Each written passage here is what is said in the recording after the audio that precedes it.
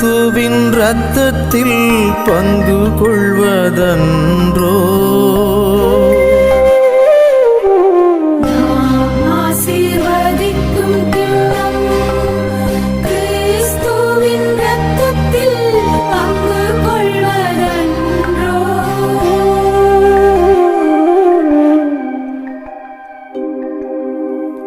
ஆண்டவர் எனக்கு செய்த எல்லா நன்மைகளுக்காகவும் நான் என்ன கைமாறு செய்வேன்?